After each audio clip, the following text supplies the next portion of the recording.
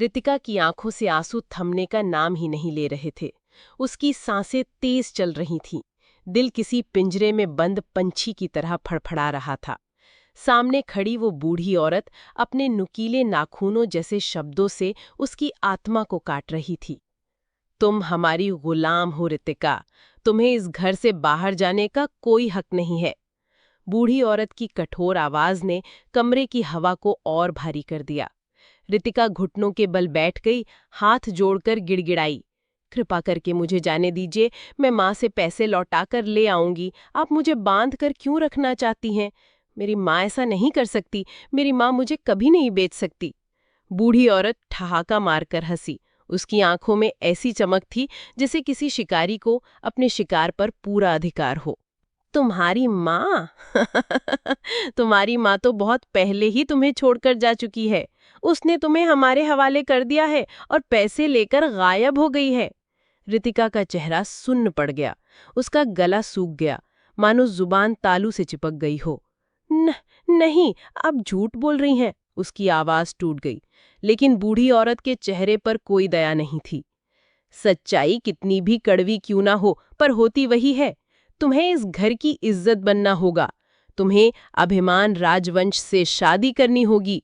ये तुम्हारा भाग्य है और भाग्य से कोई भाग नहीं सकता। अभिमान राजवंश, ये नाम सुनते ही रितिका के रोंगटे खड़े हो गए। गांव के हर इंसान ने उसके बारे में कहानियां सुन रखी थीं। कहते थे कि वो निर्दयी है, उसकी आंखों में खून उतर आता है, लोग उसे सामने देखकर कांप जाते हैं। मैं शादी नहीं कर सकती, मैं किसी और की दुल्हन नहीं बन सकती। रितिका की चीख कमरे की दीवारों से टकरा कर लौट आई। तभी अचानक कमरे में रखे पुराने फोन की घंटी बजी। बूढ़ी औरत ने उठाकर रिसीवर कान से लगाया। दूसरी तरफ से एक भारी आवाज आई, क्या लड़की ठीक से काम कर रही है? रितिका के दिल की धड़कन और तेज हो गई। उसका मन हुआ कि दरवाजा तोड़कर भाग जाए, पर उसके पैरों में अदृश्य जंजीरें थीं। बूढ़ी औरत ने फोन रखते हुए रितिका की तरफ देखा और बोली, अब तुम्हें किसी उम्मीद का सहारा नहीं रखना चाहिए। तुम्हारी माँ जा चुकी है और तुम्हारा भविष्य हम लिखेंगे। अब तुम हमारी हो, हमेशा के लिए। रितिका के होंठ कांप रहे थे, आंखों में आंसुओं का सैलाब उमड़ आया। वो सोच रही थी, क्या सचमुच माँ ने मुझे बेच दिया है?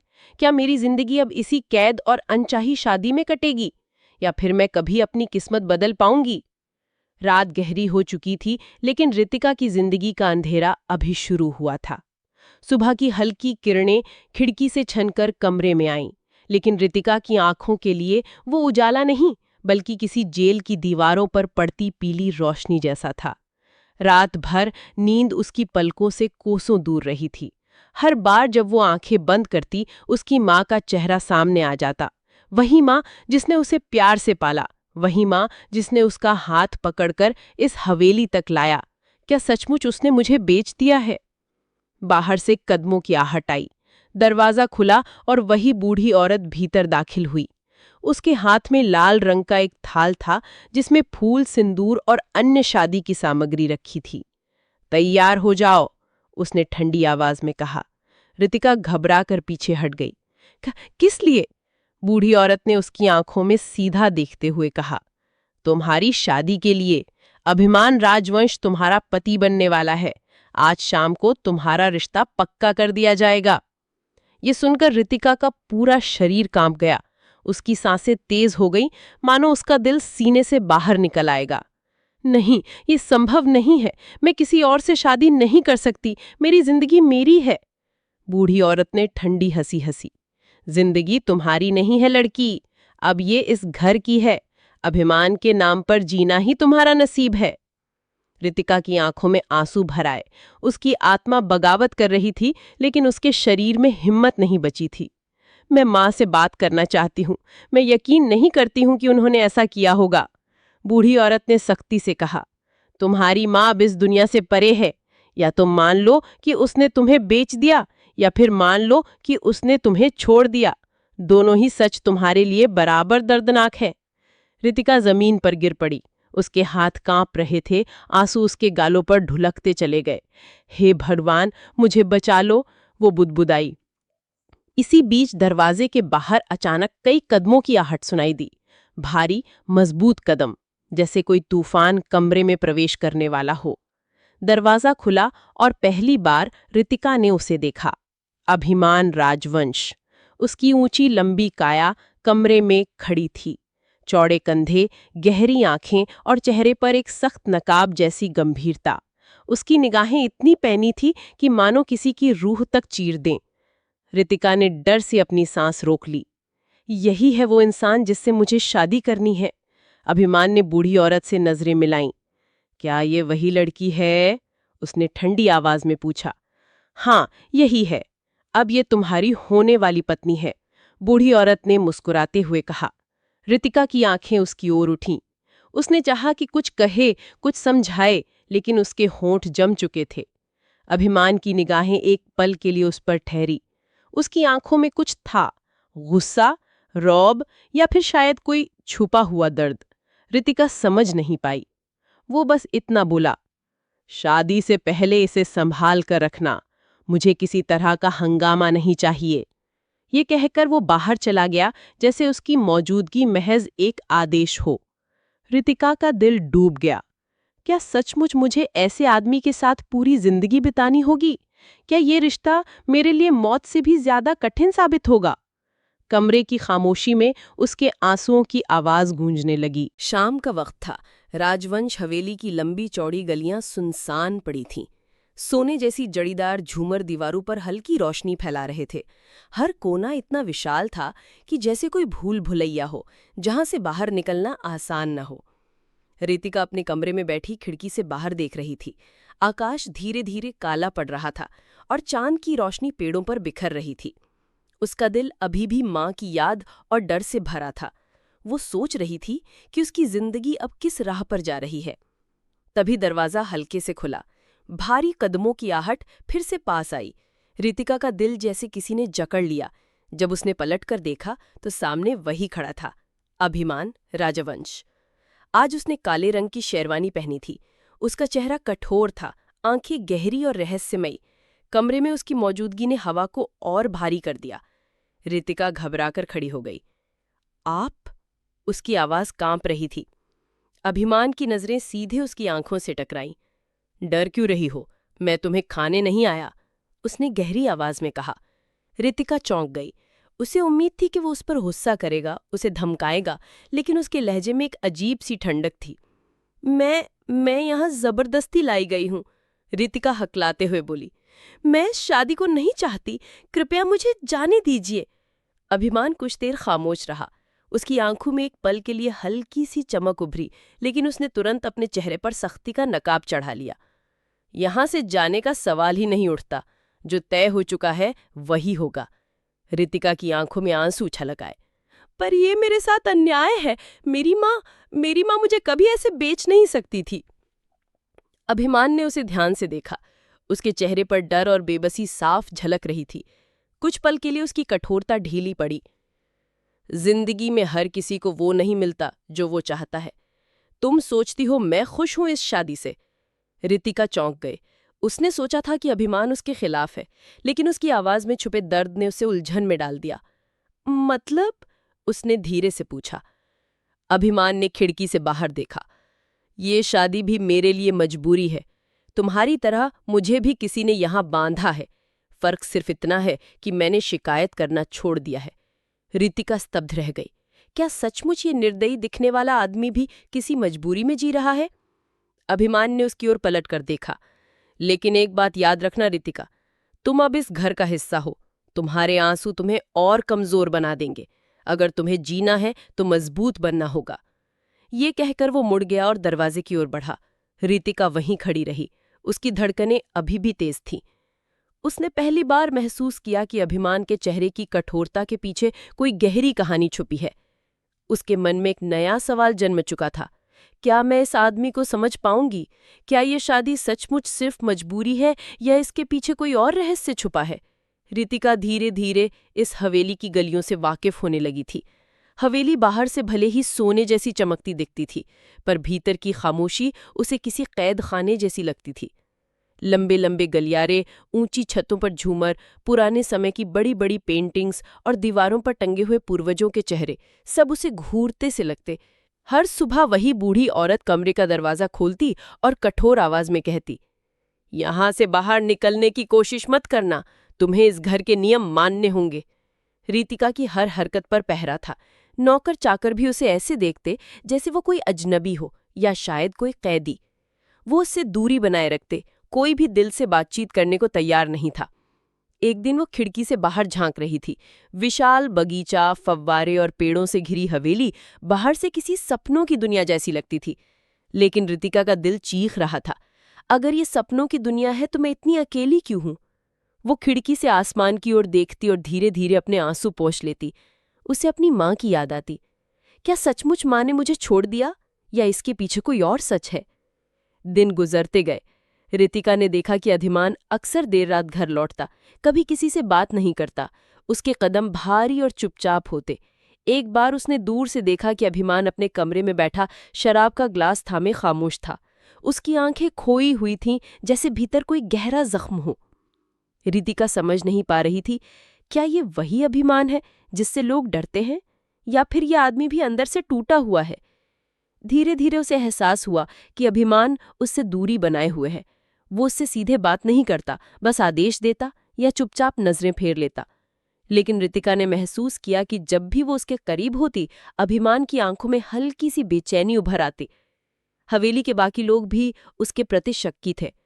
एक दिन उसने सुना कि कुछ नौकर चाकर आपस में फुसफुसा रहे थे, ये लड़की तो गांव से लाई गई है, न जाने इस घर का क्या होगा।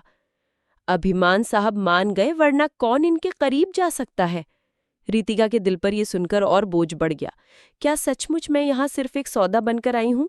क्या मैं इस परिवार के लिए सिर्फ बोझ हूँ? उस रात वो बिस्तर पर करवटें बदलती रही। उसका मन चीख रहा था, हे भगवान, मुझे रास्ता दिखाओ। क्या मैं कभी इस पिंजरे से निकल पाऊंगी, या मुझे इस अनचाही जिंदगी को स्वीकार करना होगा? बाहर हवेली की लंबी दीवारें और ऊंचे गेट उसे और ज्यादा कैदी जैसा महसूस कराते। उसकी आंखों में नींद नहीं, बस सवाल थे। अभिमान की चुप्पी का रहस्य क्या है? मेरी माँ का सच क्या है? और क्या कभी मुझे इस बंधन से मुक्ति मिलेगी? रात का सन्नाटा हवेली को और डरावना बना रहा था। हल्की हवा खिड़की के पर्दों को हिला रही थी, और उस सरसराहट में रितिका का दिल घुट रहा था।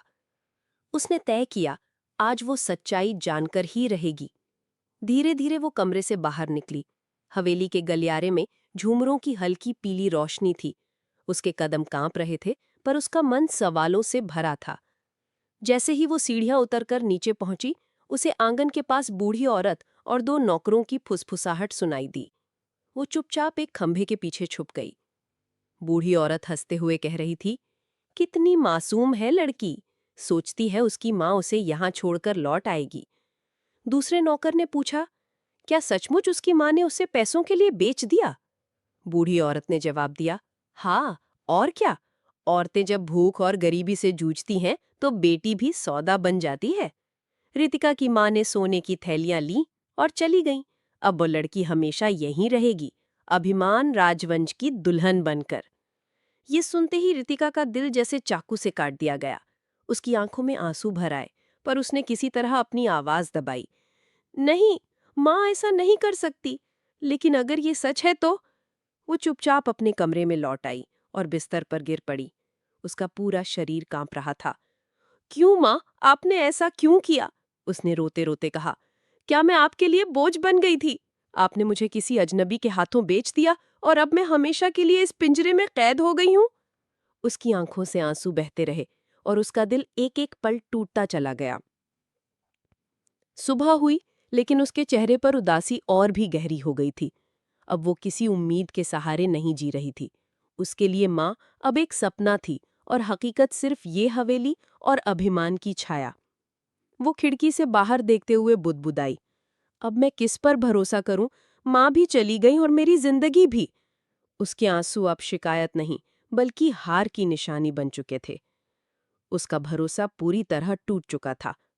रितिका ने पिछले कुछ दिनों से खुद को कमरे तक सीमित कर लिया था। उसकी आंखों की चमक बुझ चुकी थी। वो बस खिड़की से आसमान को देखती और आंसुओं के साथ जीती। एक रात जब हवेली सन्नाटे में डूबी थी, दरवाजे पर हल्की दस्तक हुई। रितिका चौंकी। दरवाजा खुला और सामने खड़ा था अभिमान। उसके चेहरे पर हमेशा की तरह वही कठोरता थी, लेकिन आज उसकी आंखों में कुछ अलग था। शायद बेचैनी। तुम इतनी चुप क्यों हो? उसने भारी आवाज में पूछा। बोलकर भी क्या होगा, यहां मेरी कोई नहीं सुनता। मेरी जिंदगी मेरी नहीं रही। अभिमान कुछ पल चुप रहा, फिर कमरे में आकर खिड़की के पास खड़ा हो गया। तुम सोचती हो मैं तुम्हें समझ नहीं सकता? रितिका ने उसकी ओर देखा। आप कैसे समझ सकते हैं? आपको तो बस मुझे आदेश देना आता है। आप भी चाहते हैं कि मैं इस अनचाही शादी में बंध जाऊं। अभिमान की आंखों में गुस्से की जगह अब एक अजीब सी नरमी उभर आई। अगर मैं कहूं कि मैं भी इस शादी को नहीं चाहता था तो? रितिका ने विस्मित होकर उसकी ओर देखा। मतलब? अभिमान ने गहरी सांस ली और अपनी नजरें खिड़की से बाहर टिका दी। मेरा जन्म इसी परिवार में हुआ। मैंने बचपन से देखा कि इस राजवंश में लोग अपने बच्चों की किस्मत खुद तय करते हैं। मेरी जिंदगी कभी मेरी अपनी नहीं रही। बचपन से मुझे सिखाया गया कि मैं कठोर बनूं, लोगों को डराऊं, परिवार की इज्जत का बोझ उठाऊं। उसकी आवाज में ठंडापन नहीं, बल्कि थकान बही। मुझसे कभी नहीं पूछा गया कि मैं क्या चाहता हूं, और जब शादी की बात आई तो मुझे बस कहा गया, ये लड़की अब तुम्हारी पत्नी होगी। कोई सवाल नहीं, कोई इजाजत नहीं। रितिका की आंखें नम हो गईं। उसने पहली बार महसूस किया कि ये आदमी, जिससे वो डरती थी, अंदर से उतना ही अकेला है जितना वो खुद। तो आप भी मजबूर हैं? उसने धीमी आवाज में पूछा। अभिमान उसकी ओर मुड़ा। उसकी आंखों में गुस्से की जगह अब एक अजीब सी नरमी आई थी। हाँ रितिका, मैं मजबूर हूं, लेकिन फर्क यह है कि मैंने लड़ना छोड़ दिया है और तुम अभी भी लड़ रही हो। रितिका के होंठ कांपे। उसके दिल में पहली बार अभिमान के लिए डर के अलावा कोई एहसास जगा। उसने महसूस किया कि शायद ये शादी सिर्फ एक बंधन नहीं है, बल्कि दो टूटी हुई जिंदगियों की मुलाकात भी है। अभिमान जाते जाते कहा, अगर तुम यहां जीना चाहती हो तो मजबूत बनो, वरना ये हवेली तुम्हें निगल जाएगी। वो दरवाजा बंद करके चला गया। रितिका बिस्तर पर बैठी रही। उसका दिल तेज धड़क रहा था। तो ये सख्त आदमी भी मेरी तरह कैदी है? क्या हमारी मजबूरियां हमें एक दूसरे के करीब लाएंगी? रितिका की दुनिया अब भी हवेली की दीवारों तक सीमित थी, लेकिन अब उसका नजरिया बदलने लगा था। वो पहले अभिमान को सिर्फ कठोर और निर्दयी समझती थी, मगर अब उसके शब्द उसके दिल में गूंजते रहते थे। मैं भी मजबूर हूं। फर्क यह है कि मैंने लड़ना छोड़ दिया है। एक सुबह रितिका रसोई में गई। नौकर चाकर उसे देख चुप हो गए और धीरे धीरे हटने लगे। रितिका ने उन्हें अनदेखा किया और खुद चाय बनाने लगी। तभी अभिमान अंदर आया। उसके कदमों की आहट सुनते ही रितिका ठिठक गई। तुम यहां? उसने भौहें चढ़ाते हुए पूछा। रितिका ने धीमे स्वर में कहा, मैं बस चाय बना रही थी। बंद कमरे में घुटन हो रही थी। अभिमान ने कुछ नहीं कहा। वो कुर्सी पर बैठ गया और रितिका के हाथों को ध्यान से देखने लगा। उसके नाजुक हाथ कांप रहे थे, फिर भी वो हिम्मत से काम कर रही थी। जब उसने कप में चाय डालकर सामने रखी, अभिमान ने पहली बार बिना शब्दों के उसकी तरफ देखा। तुम्हें ये सब करने की जरूरत नहीं है, उसने कहा। रितिका ने धीमी मुस्कान के साथ जवाब दिया, शायद है। अगर मैं काम ना करूं तो पागल हो जाऊंगी। उसकी मासूमियत पर अभिमान का चेहरा एक पल को नरम पड़ा। उसने कप उठाकर चाय पी। बुरी नहीं है, उसने छोटा सा कहा। ये पहली बार था जब अभिमान ने उसकी किसी चीज की तारीफ की थी। रितिका के दिल में हल्की सी गर्माहट उतर आई। दिन बीतते गए। अब वे कभी कभी बात करने लगे थे। बहुत नहीं, पर इतना कि रितिका को महसूस होने लगा कि अभिमान उतना दूर नहीं जितना पहले था। कभी वो उसे बगीचे तक ले जाता, कभी खामोश बैठकर बस उसकी बातें सुनता। एक शाम जब बारिश हो रही थी, रितिका गलियारे में खड़ी आसमान देख रही थी। हवा उसके चेहरे पर बिखरे बाल उड़ा रही थी। अचानक अभिमान वहां आया और उसके पास खड़ा हो गया। दोनों कुछ देर तक बारिश की बूंदों को गिरते देखते रहे। रितिका ने धीमी आवाज में कहा, बारिश हमेशा मुझे बचपन की याद दिलाती है। माँ के साथ भीगना, हंसना, वो सब अब सिर्फ यादें हैं। अभिमान ने उसकी ओर देखा। उसकी आंखों में आंसू थे, लेकिन चेहरा अब भी खूबसूरत लग रहा था। यादें कभी कभी जंजीर बन जाती हैं, अभिमान ने कहा। लेकिन कभी यही यादें हमें मजबूत भी करती हैं। रितिका ने पहली बार उसकी ओर बिना डर के देखा। आप हमेशा इतने कठोर क्यों रहते हैं? क्या आप कभी मुस्कुराते भी हैं? अभिमान चौंक गया। उसके होठों पर हल्की सी मुस्कान आई और उसने नजरें फेर लीं। शायद भूल गया हूं कैसे मुस्कुराना है। उस एक पल ने रितिका के दिल को छू लिया। अब वो सिर्फ अभिमान से डरती नहीं थी, बल्कि उसे समझने लगी थी। क्या ये दूरी सचमुच नफरत थी या फिर धीरे धीरे नजदीकी में बदल रही थी? रितिका और अभिमान के बीच की दूरी धीरे धीरे कम हो रही थी। अब वो अभिमान को सिर्फ डर और कठोरता के प्रतीक की तरह नहीं देखती थी। उसके भीतर का दर्द और अकेलापन उसे महसूस होने लगा था। लेकिन हवेली के बाकी लोग इस बदलते रिश्ते को पसंद नहीं कर रहे थे। एक शाम जब रितिका बागीचे में फूल तोड़ रही थी, पीछे से फुसफुसाहट सुनाई दी। देखा तुमने, ये लड़की धीरे धीरे अभिमान साहब के करीब आती जा रही है। हाँ, और अगर ये लड़की इस घर में राज करेगी तो हमारा क्या होगा? रितिका ने आवाज पहचानी। ये अभिमान की बुआ और उसका चचेरा भाई थे। दोनों हमेशा उसे घूरते रहते, जैसे वो इस घर में घुसपैठिया हो। हमें कुछ करना होगा। बुआ की आवाज तेज हो गई। ये लड़की यहाँ टिक नहीं पाएगी। ये हमारे खून का हिस्सा नहीं है। रितिका के हाथ से फूल गिर पड़े। उसका दिल धड़क उठा। वो धीरे धीरे पीछे हटी और कमरे की ओर चली गई। उस रात उसने महसूस किया कि हवेली सिर्फ उसके लिए ही नहीं, बल्कि अभिमान के लिए भी एक जाल थी। यहाँ हर कोई एक दूसरे के खिलाफ साजिश करता था। कुछ ही दिनों बाद पहला वार हुआ। रितिका पूजा घर में दीपक जला रही थी कि अचानक उसका दुपट्टा आग की लौ से छू गया। वो घबरा गई और चिल्लाई। तभी अभिमान दौड़ता हुआ आया और तुरंत आग बुझा दी। तुम ठीक हो? उसकी आवाज में गुस्सा और चिंता दोनों थे। रितिका कांप रही थी। अगर आप समय पर नहाते तो मैं।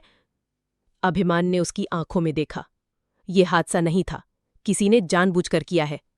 रितिका चौंक गई। क्या? आप कहना क्या चाहते हैं? अभिमान की नजरें कठोर हो गईं। इस हवेली में बहुत लोग हैं जो तुम्हें पसंद नहीं करते। वो नहीं चाहते कि तुम इस घर की बहू बनो, और वो तुम्हें नुकसान पहुंचा सकते हैं। रितिका के पैरों तले जमीन खिसक गई। तो फिर मैं क्या करूं? अभिमान उसके करीब आया।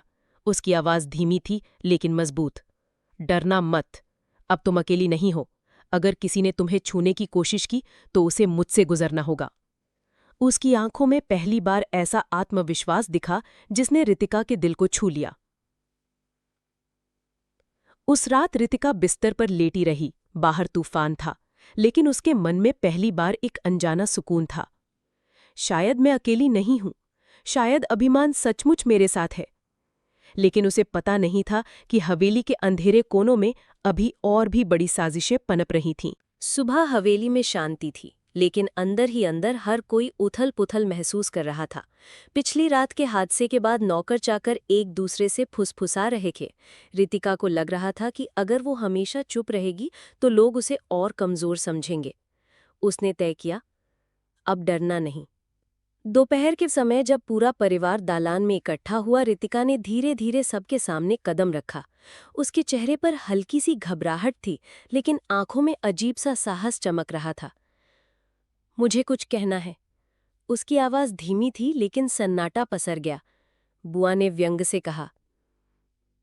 लो, अब ये भी बोलने लगी। कल तक रोती थी, आज भाषण देगी। रितिका ने गहरी सांस ली और सीधे उनकी ओर देखा। हाँ, मैं रोती थी क्योंकि मुझे लगता था मैं अकेली हूँ, लेकिन अब समझ गई हूँ कि अगर मैं खुद के लिए खड़ी नहीं हुई तो कोई मेरा साथ नहीं देगा। सबकी नजरें उस पर टिक गईं। कल पूजा घर में जो हुआ वो हादसा नहीं था। किसी ने मुझे नुकसान पहुंचाने की कोशिश की, और मैं जानती हूँ कि ये सब यहाँ बैठे कुछ लोग ही कर सकते हैं। बुआ तिलमिला उठी। क्या कह रही हो तुम? हमारे घर की बहू होकर हमें ही इल्जाम दे रही हो? रितिका की आवाज और मजबूत हो गई। बहू होना सिर्फ नाम का रिश्ता नहीं होता, उसका मतलब है इज्जत और सुरक्षा। अगर आप मुझे अपनाना नहीं चाहती तो साफ कह दीजिए, लेकिन मुझे डराकर चुप कराने की कोशिश मत कीजिए। मैं अब डरने वाली नहीं हूं। पूरा हॉल खामोश था। अभिमान दूर खड़ा ये सब देख रहा था। उसके चेहरे पर पहली बार गर्व की झलक थी। बुआ ने फिर कुछ कहने की कोशिश की, लेकिन अभिमान बीच में आ गया। बस, उसकी आवाज गूंज उठी। आज से रितिका इस घर में सिर्फ मेरी पत्नी ही नहीं बल्कि इस हवेली की मालकिन भी होगी, और जो भी इसे नुकसान पहुंचाने की कोशिश करेगा वो मेरा दुश्मन होगा। रितिका स्तब्ध थी। उसकी आंखों में आंसू थे, लेकिन इस बार ये आंसू डर के नहीं बल्कि अपने अस्तित्व को पहचानने के थे। उसने खुद से फुसफुसाते हुए कहा, शायद यही मेरी असली ताकत है, अब मैं टूटूंगी नहीं। रितिका का साहस सबके सामने उजागर हो चुका था। हवेली में अब कोई भी उसे कमजोर समझने की भूल नहीं कर रहा था, लेकिन उसके दिल में सबसे गहरी छाप अभिमान के शब्दों ने छोड़ी थी। आज से रितिका सिर्फ मेरी पत्नी ही नहीं बल्कि इस हवेली की मालकिन भी होगी। उस रात रितिका नींद में भी यही सोच रही थी, क्या अभिमान ने यह सिर्फ गुस्से में कहा था या सचमुच वो उसके लिए कुछ महसूस करने लगा था। बारिश के बादली आसमान वाली रात थी। बिजली की कड़क और हवाओं की गूंज से हवेली की दीवारें कांप रही थी। रितिका अपने कमरे में खिड़की के पास खड़ी बारिश देख रही थी। तभी पीछे से धीमे कदमों की आहट आई। अभी जाग रही हो? अभिमान की गहरी आवाज आई। रितिका ने मुड़कर देखा, वो दरवाजे पर खड़ा था। उसके हाथ में एक छोटा सा दिया हुआ कंबल था। सोचा शायद ठंड लग रही हो। रितिका चौंक गई। ये वही अभिमान था जिसे सब निर्दयी और कठोर मानते थे। उसने धीरे से कहा, धन्यवाद, लेकिन आप यहाँ क्यों आए? अभिमान उसकी ओर बढ़ा और खिड़की के पास आकर खड़ा हो गया। दोनों कुछ देर तक बारिश देखते रहे। हवेली के अंदर सन्नाटा था और बाहर तूफान। तुमने आज बहुत हिम्मत दिखाई, अभिमान ने कहा। मैंने कभी सोचा नहीं था कि तुम इतनी मजबूत हो सकती हो। रितिका ने उसकी ओर देखा। शायद मजबूरी इंसान को मजबूत बना देती है। अभिमान ने उसकी आंखों में गहराई से देखा। पहली बार उसकी नजरों में कठोरता नहीं थी, वहां नरमी, अपनापन और एक अनकहा एहसास था। रितिका, उसने धीमी आवाज में कहा, मैं नहीं जानता कि किस्मत हमें कहाँ ले जाएगी, लेकिन इतना जानता हूं कि अब मैं तुम्हें अकेला महसूस नहीं होने दूंगा। रितिका का दिल तेजी से धड़कने लगा। उसकी आंखों में आंसू थे, लेकिन होठों पर हल्की मुस्कान। आप सच में ऐसा सोचते हैं? अभिमान ने उसके हाथों को थाम लिया। उसके सख्त हाथों की पकड़ में एक अजीब सी गर्माहट थी। हाँ रितिका, तुम अब मेरी जिम्मेदारी नहीं, मेरी जरूरत हो। उस पल जैसे समय ठहर गया। बाहर बारिश रुक चुकी थी, मगर उनके दिलों में एक नया तूफान उठ चुका था, प्यार का।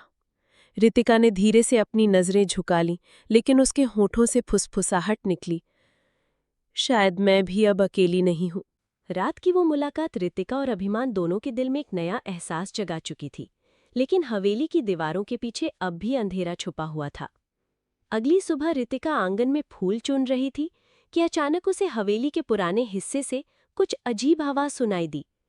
वो हिस्सा हमेशा बंद रहता था और वहां किसी को जाने की इजाजत नहीं थी।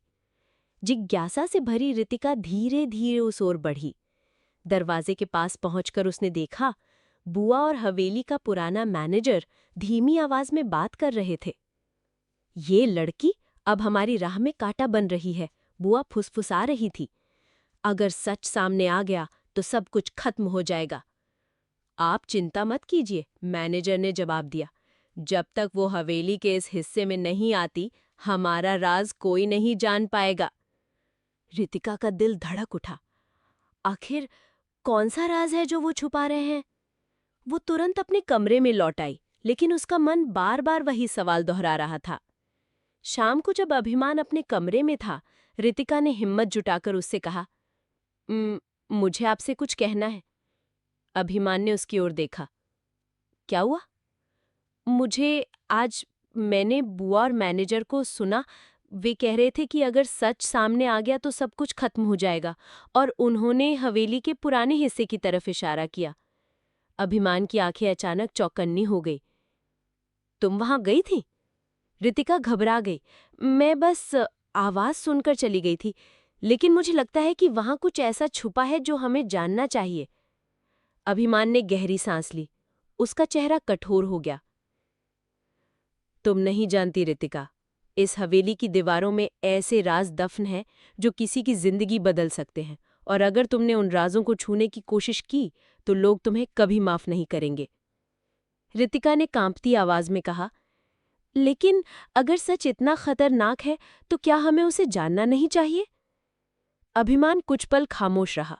फिर उसने धीमी आवाज में कहा, ठीक है, अगर तुम चाहती हो तो हम मिलकर सच का सामना करेंगे, लेकिन याद रखना, ये रास्ता आसान नहीं होगा। रितिका ने उसकी आंखों में देखा और कहा, मैं डरूंगी नहीं, अब मैं अकेली नहीं हूं। दोनों ने उस रात तय किया, वो हवेली के पुराने हिस्से का दरवाजा खोलेंगे और उस छुपे हुए सच को उजागर करेंगे। लेकिन उन्हें अंदाजा भी नहीं था कि उस दरवाजे के पीछे उनकी जिंदगी का सबसे बड़ा तूफान छुपा है। रात का समय था। हवेली के ज्यादातर लोग सो चुके थे।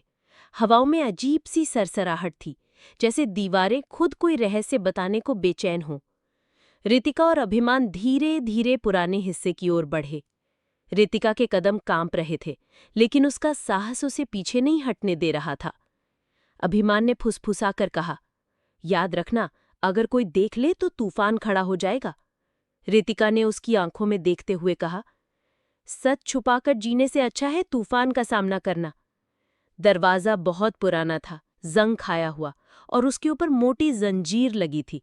अभिमान ने जेब से चाबी निकाली। रितिका ने चौंक कर पूछा, आपके पास इसकी चाबी? अभिमान ने धीमी आवाज में कहा, हाँ, ये हवेली के हर हिस्से की चाबियां मेरे पास होती हैं, लेकिन मैंने कभी इसे खोलने की हिम्मत नहीं की। उसने गहरी सांस ली और ताले में चाबी डाली। चरराहट की आवाज गूंजी और दरवाजा धीरे धीरे खुल गया। अंदर अंधेरा और सन्नाटा था। रितिका का दिल जोर जोर से धड़क रहा था। उसने धीरे से अभिमान का हाथ थाम लिया। मुझे डर लग रहा है। अभिमान ने उसकी उंगलियों को कसकर पकड़ लिया। मैं हूं ना, कुछ नहीं होगा। दोनों अंदर कदम रखते ही ठंडी हवा का झोंका आया। दीवारों पर जाले थे और चारों तरफ पुराना सामान बिखरे पड़े थे। लेकिन सबसे हैरान करने वाली चीज थी एक बड़ा सा बंद संदूक, जिस पर लाल कपड़ा चढ़ा हुआ था। रितिका की नजर उसी पर टिक गई। शायद इसमें ही कुछ है। अभिमान आगे बढ़ा और धीरे धीरे कपड़ा हटाया। जैसे ही उसने संदूक खोला, दोनों की सांसें थम गई। संदूक के अंदर ढेरों कागजात और कुछ पुरानी तस्वीरें थीं। रितिका ने एक तस्वीर उठाई और जैसे ही उस पर नजर पड़ी, उसकी आंखें चौड़ी हो गई। ये तो मेरी माँ है। अभिमान भी स्तब्ध रह गया। तुम्हारी माँ इस हवेली के रहस्य से जुड़ी हुई थी? रितिका की आंखों में आंसू आ गए। तस्वीर में उसकी माँ खड़ी थी, बिल्कुल उसी हवेली के आंगन में, और उसके साथ वही बूढ़ी औरत भी थी जिसने रितिका से कहा था कि तुम हमारी गुलाम हो। अब साफ था, रितिका का अतीत और हवेली का राज गहराई से जुड़े हुए थे। लेकिन ये सच तो बस शुरुआत थी। अभी और भी रहस्य संदूक के पन्नों में दफन थे। रितिका कांपते हाथों से तस्वीर को थामे खड़ी थी। उसकी आंखें विश्वास नहीं कर पा रही थीं। ये सच कैसे हो सकता है? मेरी माँ इस हवेली में? अभिमान ने धीरे से उसका कंधा थामा। शांत हो जाओ रितिका, शायद इन कागजों में सब कुछ लिखा है। दोनों ने संदूक से कागज निकालने शुरू किए। धूल भरे पुराने पन्नों पर लिखे अक्षर धुंधले हो चुके थे, लेकिन हर पंक्ति जैसे एक नया झटका देती थी। एक पत्र पर रितिका की नजर टिक गई। कांपते हुए उसने पढ़ने शुरू किया। प्रिय रितिका, अगर कभी तुम्हें ये चिट्ठी मिले तो समझना कि मैंने जो किया तुम्हारे भले के लिए किया। मैं तुम्हें राजवंश हवेली भेज रही हूँ, क्योंकि वही जगह है जहाँ तुम्हारा असली भविष्य छुपा है। तुम्हें ये लग सकता है कि मैंने तुम्हें बेच दिया, लेकिन सच ये है कि तुम्हारा रिश्ता इस हवेली से बहुत गहरा है। तुम्हारा खून इस राजवंश से जुड़ा है। रितिका की आंखों से आंसू बह निकले। क्या मैं इस परिवार का हिस्सा हूँ? अभिमान हैरान रह गया।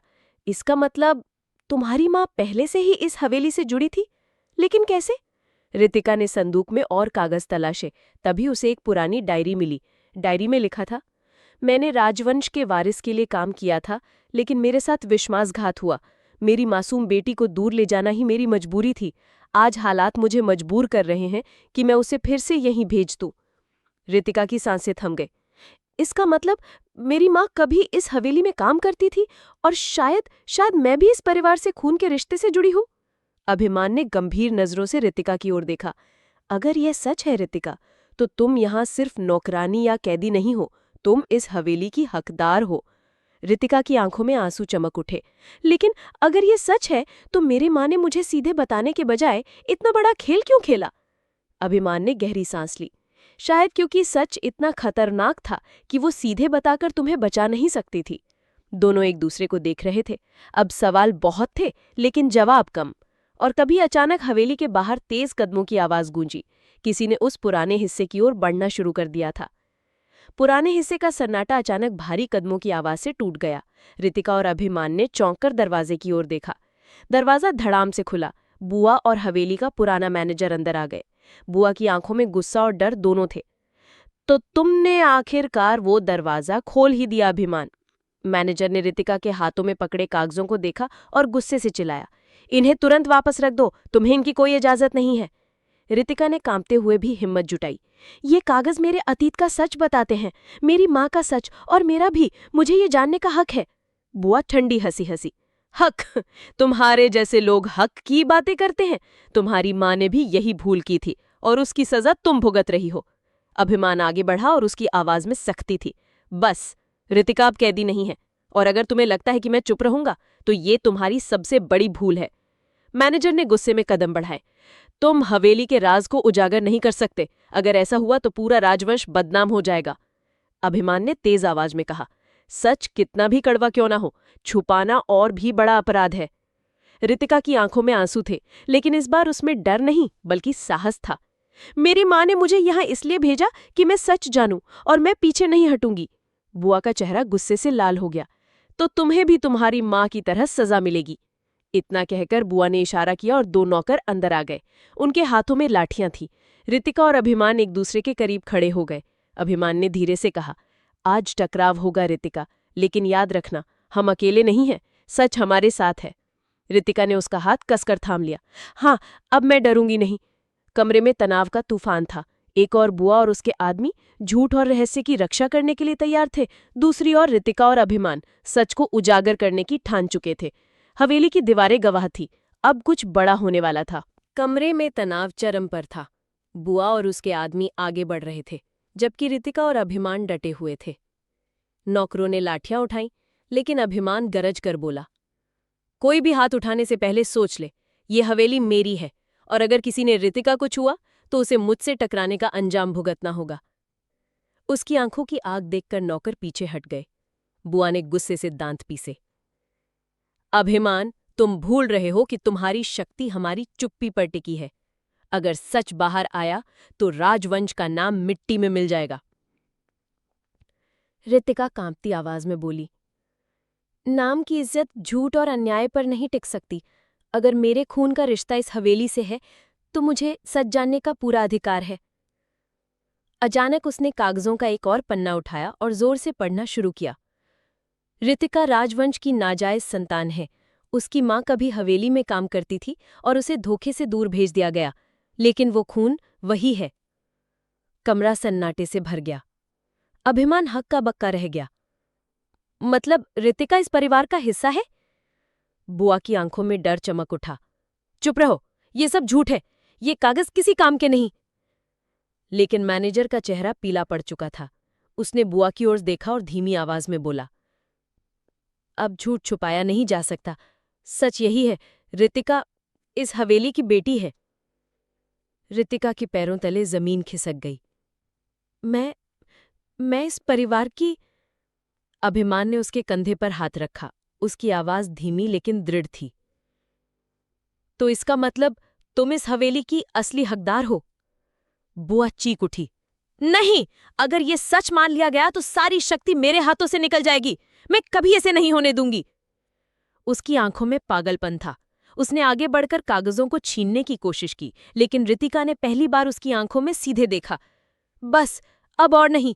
मैंने डरते डरते बहुत वक्त गुजारा, लेकिन अब मैं चुप नहीं रहूंगी। रितिका की आवाज इतनी दृढ़ थी कि कमरे में खड़े सभी लोग चौंक गए। और इसी पल हवेली के बाहर तेज आवाजें गूंजने लगी। बाकी लोग भी अंदर आ रहे थे।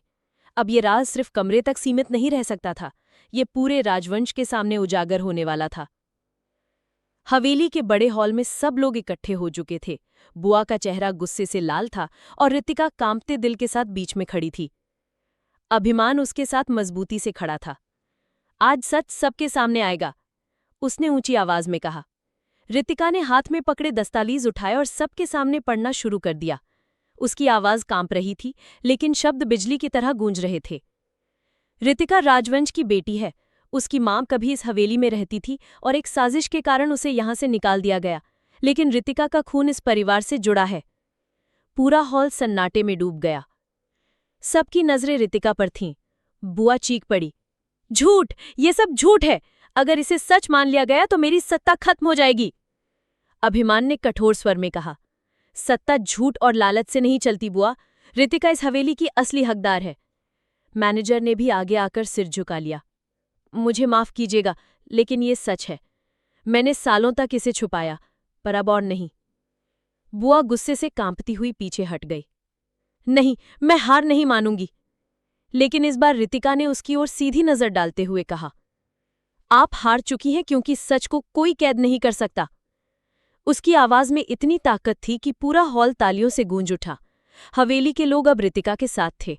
बुआ धीरे धीरे कमरे से बाहर चली गई और उसके साथ उसका झूठ भी हमेशा के लिए खत्म हो गया।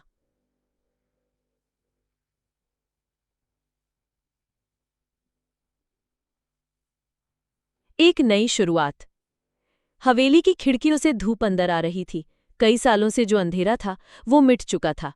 रितिका बालकनी पर खड़ी थी। उसकी आंखों में आंसू थे, लेकिन इस बार ये आंसू खुशी के थे। अभिमान पीछे आया और धीरे से उसका हाथ थाम लिया। देखो रितिका, अब तुम सिर्फ मेरी पत्नी ही नहीं, बल्कि इस हवेली की असली रानी हो। रितिका ने उसकी ओर देखा। उसकी आंखों में प्यार झलक रहा था। लेकिन अगर तुम मेरे साथ ना होते तो मैं कभी इतनी हिम्मत नहीं जुटा पाती। अभिमान मुस्कुराया और उसके माथे पर हल्की चुंबन की। अब डर का वक्त खत्म हो गया है। अब हमारे जीवन में सिर्फ प्यार होगा। रितिका ने उसकी बाहों में खुद को समेट लिया। हवेली की दीवारें, जो कभी उसके लिए कैद थीं, अब उसकी आज़ादी की गवाह बन गई। बाहर बगिया में फूल खिले थे और हवेली में पहली बार इतनी शांति और खुशी थी। अगर आपको हमारी FM पॉकेट स्टोरी पसंद आई हो तो हमारे चैनल को लाइक, शेयर और सब्सक्राइब जरूर करें। Bye bye.